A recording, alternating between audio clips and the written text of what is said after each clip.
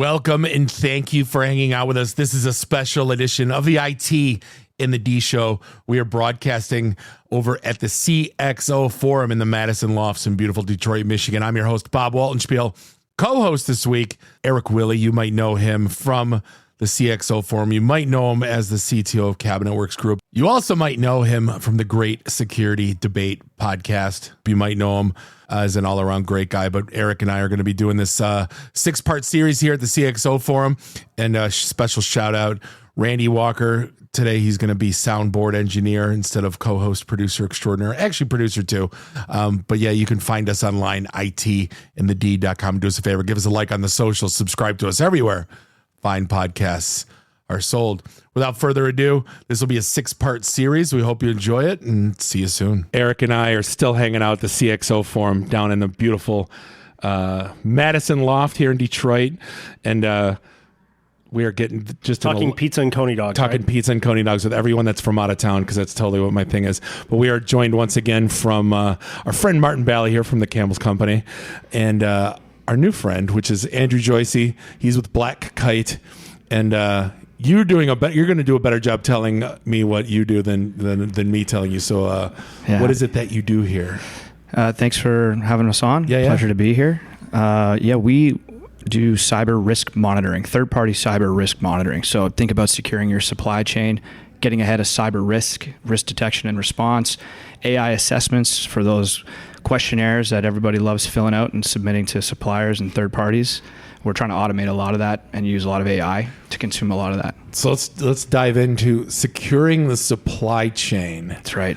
That is a loaded statement. Like where does that start and where does that stop? Because that's a lot of stuff. It's a lot of stuff, and we get asked all the time, well, why don't you take on other risk domains outside of cyber? And we're like, everybody else already does it better than we'll ever do it. So let's go deep and let's go wide on just cyber. So it's a huge part of onboarding a new supplier, for example. What are you looking at? Where's the bottleneck? It's usually around cyber due diligence. So that's why when we talk about securing the supply chain, we're looking at, well, let's make sure you are bringing in vendors to your ecosystem that don't have a really juicy digital footprint that threat actors can go after and tackle. So that's where we're trying to take it from. So we brought it up earlier, and that's been a topic lately, at least with my day job, as well as the OT convergence with IT. Are you I'm trying to figure out where you're stopping, because I'm intrigued. I'm totally intrigued because you brought something up that it's a hot topic for me, is that bringing in these vendors, because a lot of times, we talked earlier about phishing emails, and a lot of it's social engineering, but a lot of it is bringing in vendors that, these companies are trying to bring in a cheap supplier, and the cheap supplier has a cheap infrastructure that doesn't guard anything. Where does OT, how are you looking at things that necessarily aren't part of the traditional IT infrastructure? We're that outside looking in view. So we're only open source intelligence gathering tools. And we have over 1,000 that we're looking at as far as where we're pulling our data from. So we want to give our customers that hacker's perspective. We were founded by an ethical hacker for NATO. He just got in trouble, and then he said, "You know what? It's like Catch Me If You Can. You're so good at being a criminal that you start a company, or you get." I think he was always ethical. Is that? That's what we tell everybody. There's no such thing. I think he's still in jail. Is that what it is? Yeah. He's got a good story about that. Abagnale Senior. Is that? Yeah. But he uses all the same tools, or used the same tools that he brought in to start Black Kite with. And he would report to 4-star generals on his findings. He would hack into nuclear facilities. That was his job. And he would do it all over the world. And he would present his findings and say, it is this way because I know it is this way. Well, that's not good enough. You need defensible information. You need defensible standards to back it up. So he founded Black Kite based on industry standards. So I'm the hot dog vendor on the corner, and someone says, what do you do? And you kind of explain it, but are you just putting out things to search for vulnerabilities? I guess explain it like I'm a complete novice in this space. I know you kind of gave a mile high overview, but really get into what, if I'm a complete novice, even let's say I don't know much like Erik here, and I get thrusted as I'm just being funny, the CTO of a major manufacturer with multiple locations. But I mean, like, what do you bring that he couldn't do already with like his set of tools? Bob's Donuts. Sure. Bob's Maple Dip Donuts. I like Maple Dip Donuts. It's a big donut shop. You have 500 suppliers you work with. You've got IT vendors, and you've got supply chain, physical supply chain. Sure. Ingredients, things you're bringing into your business. Yeah. You want to make sure those products are available all the time. And I'd love to hear Martin's perspective on, putting soup in cans. Like that's how it all got started. If you don't have cans, you don't have Campbell's soup. Yeah. That's where a lot of that came from. Think about Bob's Donuts. Similar. Yeah. If you don't have these products, you don't have these ingredients, you can't provide a service to your customers. If threat actors are going after that supply chain because there's a juicy digital footprint they want to get a hold of, they're going to take you down.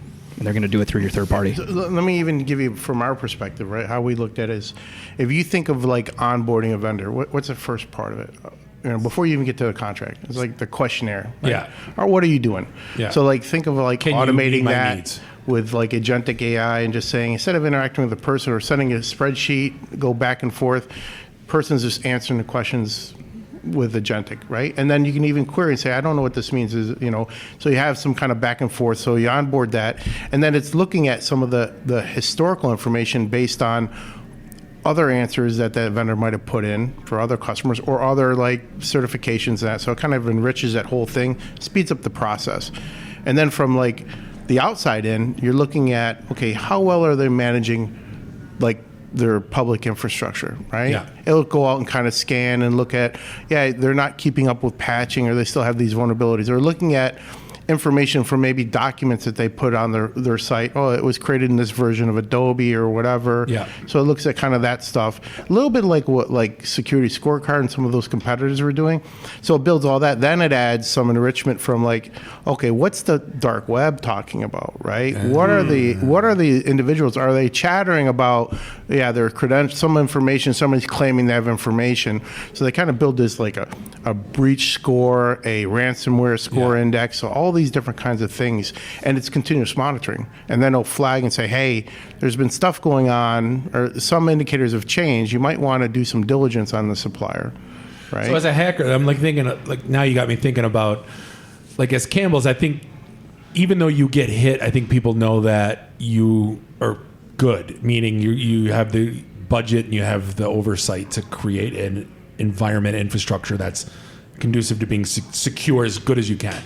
But Timmy's aluminum company that supplies you with the cans, maybe not. So is that kind of a way to get to you is through Timmy's aluminum? Is that is that what we're talking about here? Or not even getting through us, right? So that's always a risk, right? Is that can they leapfrog or kind of step into our environment from a supplier? But think about even some of our products are done in rural areas, some of our plants, right? And we use a lot of local source from farmers, right? Yeah. So ideally saying, okay, are we single sourced? Do we have a backup supplier in the vicinity that can get ingredients to us? And some of, like you said, the mainstream stuff like cans and that, right? I mean, that stuff is different, right? If we lose that single source supplier, right? If we don't have at least somebody identified that we can get it to, what's the terms of that agreement? What notice do we have to give, right, to be able to have that supplier produce product for us? And what's the threshold that we can, we talked earlier about if our product's not on the shelf, they're going to buy the competitor product. Yeah. What's the acceptable threshold before we get the new supply chain in? Or got to have Farmer Ted buying Splunk. Is that what's going on? Is that what that was? We're away from Splunk now. Yeah. But that's I think you hit on a key point. As we look at the supply chain and single sourced, in a prior life, that was some of the risk scenarios that we were going through. Is what would happen if one of our critical suppliers that doesn't have the capabilities that we have as a larger enterprise, if let's just pick ransomware. They were ransomware, they're down. That an attacker's going to know, I'm not going to get a ton of money out of this company, but I know upstream that it's going to affect Campbell's. I know it's going to affect company X. So now what if I go to them and say, hey, I got your supplier, you pay, and then we'll unlock them. Yeah, I don't think we've seen it play out yet. But I've heard of instances from my peers where they actually had to bail out some of the third parties. Wow. And pay some of the ransom or whatever it is, right, before. What happened to ransomware in the media? Because there used to be a story a week of like the library in Kansas and the small little. Is it no one cares? It's not a media. I think we just call everything it's an advanced persistent threat now. No. Am I wrong though? Am I not seeing them? They're there. No, they're still happening. They're still there. I think that it's everybody. There's a bit of fatigue around it. Yeah. That we've recognized that if you statistically go back and look at Target, Home Depot, that sales went up. The bounce back effect. Yeah. There's an immediate effect, and that Tylenol everything. cyanide, the sales went up. Yeah. Yeah, I mean, you just said it, right? I think we've gotten probably a little bit accustomed to accepting that our information has probably been leaked so many times already. If you look at like Target, right, all these different things. Home Depot was right after Target. So what happens when my credit card number gets stolen? Guess what? I'm accustomed to it. I call it, cancel it. I'm not liable for the charges. You get a new card number. And a lot of that they've even made seamless where they're automatically update to existing things they have for auto pay and automatically change your card number. They make it even more acceptable, right? Change healthcare breach, massive. Yeah. I've seen 2 hospital networks go down in Ontario in the last year. Those were pretty well covered, where you can't take your loved ones to an emergency center, right? Because they can't access their critical networks. See what happens at government healthcare? This is what happens.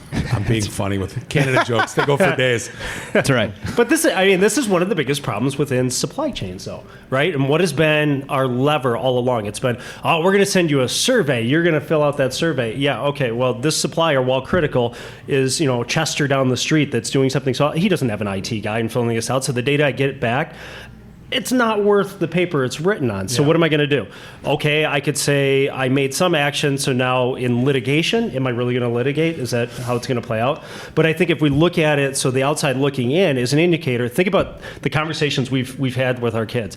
If I can't trust you to do this, how can I trust you to do that? Right? It's the same type of equation. Martin brought up a good point earlier. What's the acceptable range? And you're looking at, let's say, it depends. Yeah, because looking at from you, for example, if you get a lumber supplier for cabinets that's half of anyone, because they have this proprietary I'm just making up junk, but you follow where I'm going with this. But it's 4 guys, and they're all lumber heads, and they don't even have a laptop. 4 guys in a tree. Their saws got ransomware. Right, but what I'm saying is they have the IT of a caveman. Right. Nothing.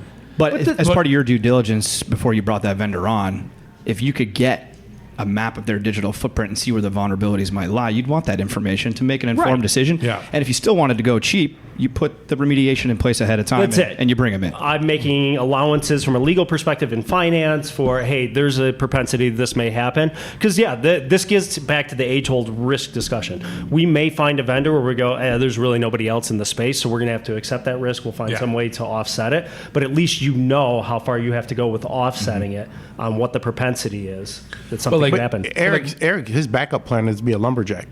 That is true. That is true.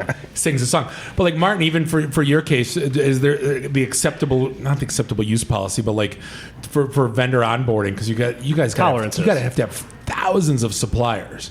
Do they all have to check every box, or are you different tolerances, right? For what's acceptable. I think that's key. The thing is, Black Kite offers a big piece of the monitoring and everything else, but internally, that's what we look at is not every vendor is treated equally, right? And we've worked with them. They even look at different tiering because we said, hey, here are critical ones, let's say our co-mans and stuff like that, because they produce products on our behalf. Yeah. Those are like tier 1 for us, right? And then some of the other ones might not be if they're creating, I don't know, let's say the supplier that does the shoveling groundskeep. You know what I'm saying? That's a lower level, but they're still in our supply chain, right? Right. I mean, so like we worked on tiering and stuff to help even identify those people and say we're not going to pay the same licensing. It's more of a. So you're right. To your point is there's different tiers. You have to understand what's critical, what's like a tier 1, and what's a tier 3. We're trying to flip the script on. You don't have to assess everyone, and we want you to spend as much of your time with your most critical vendors, making sure that they're keeping the operation and lights on. Right. But monitor everyone for changes in their digital footprint. Yeah. I didn't mean to go down this whole supply chain rabbit hole. I'm just super intrigued by this whole world, so I appreciate you guys, letting me into. It's a big topic. We've had this problem forever. Yeah. Right. I don't think it's ever going away either. No, it isn't. It isn't. It isn't. We're just going to get better and diligent. I think might see some regulation around it. I don't know, right? But that doesn't. A lot of times it slows us down a little bit, Right. You know, because it's lagging. It doesn't keep up with the threats, and you know. We got DORA in Europe. There's a line item, third-party monitoring. Like it's coming. Yeah. I mean, from automotive, right? You're in there, like the tipser was like about your supply chain a little bit. Right. You had to have some requirements to even do business with the OEMs, right? You had to have like a level 1 agreement, right? Which says you're doing at least these things. So they're starting to mature, but I mean, it's still contractual, right? Yeah, you of know? course. So, So on the Black Kite world, I'm just curious. You didn't say you were an MSSP, but everything you said leads me to believe you are. Are you trying to break the mold of what that word means to other people, or are you guys some of that and something else also? We are the technology backbone. We have a great MSSP program. We have a lot of partners that deliver services powered by Black Kite. Yeah. And then we've got, awesome GSIs we work with. We don't provide services. We're a technology company. We will always be a technology company. That's what we're going to strive to do. And we have an extensive partner network, alliance network, technology partners. It's extensive. And like I said before, we're always going to be cyber, third party, open source intelligence. Like that's where we live. It's a huge problem. You guys have heard some of the stories. So we're going to stay there. We're going to continue to play there, but we want to work with everybody. So is that kind of some of the conversation then with some of the suppliers and having that, hey, your score is not ideal and where we need you. Black Kite's got a number of partners in that space. This is where we'd like you to head to kind of shore that up, or what's that conversation look like? yeah, it's exactly. If you think about, so I was in the finance side, in our fintech, in the financial side. We would get the banks would kind of give us, the BitSite score. And man, all that stuff was garbage, right? They were pulling out domains that we didn't even have anymore that we spun off or sold, and they weren't keeping track of that. And we got to a point where we said, listen, this is not credible. We're not doing this because all we're doing is enriching their data. Yeah. Right? So like the difference is even if there's like if we get certain indicators and we say, okay, at this amount, we're going to now have a phone call and understand what's changed in your environment, right? Because now we're getting concerned, right? But the monitoring piece is key because when's your monitoring happen? On contract renewals or contract changes? Yep. Right? That's horrible. Point in time. Yeah. You're saying, 1 year, 3 year? Yeah, it depends on the term of the contract. Right. Yeah. That's right. And a lot of stuff, like think about the 3 years ago compared to today in technology. Like, you know what I'm saying? It's light. The data in those other companies, it's abysmal. Yeah, and I'm not here to beat BitSite. I'm just saying that that philosophy, right? Yeah, right. Just need to change. And it's that's digital thuggery. Yeah. Is really because it's knowingly, hey, we know our data's bad, pay us, and we'll allow you to fix it. Eric, you brought up a good point, though.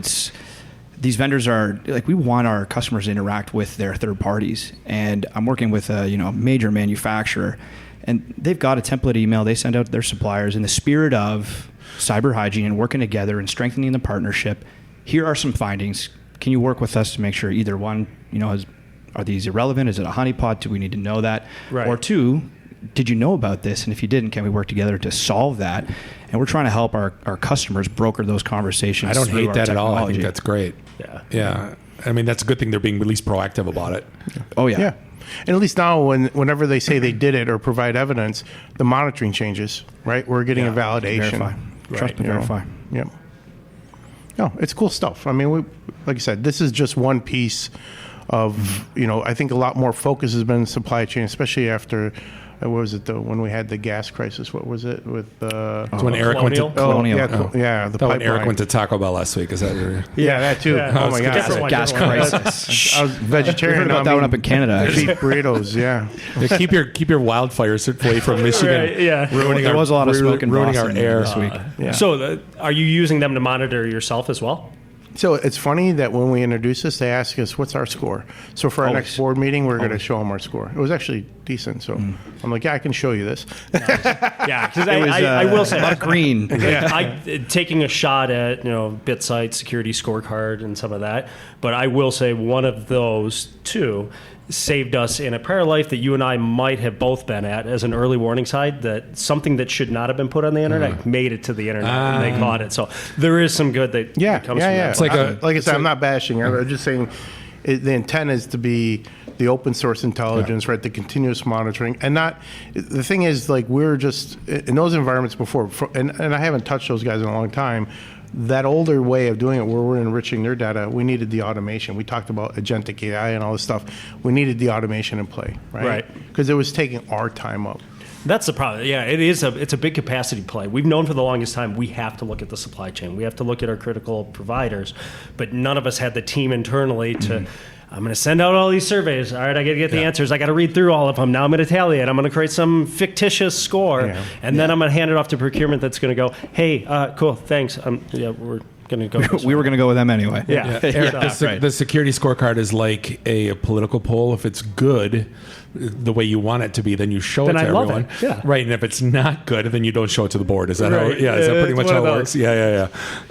Yeah, I think the one of the other pieces, right? It's just one of the components to having a good third-party risk management program, because like you said, when we looked at this, doing it the manual way, my peers are just adding capacity, Right. right, and outsourcing it, right, the capacity piece of it and everything else.